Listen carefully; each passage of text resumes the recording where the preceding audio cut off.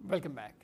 સમાચાર સુરતથી ડ્રગ્સ અને દારૂના દૂષણને ડામવા રેલીનું આયોજન કરાયું છે. એનએસયુઆઈ અને યુથ કોંગ્રેસ દ્વારા નશા વિરુદ્ધ રેલીનું આયોજન કરાયું હતું.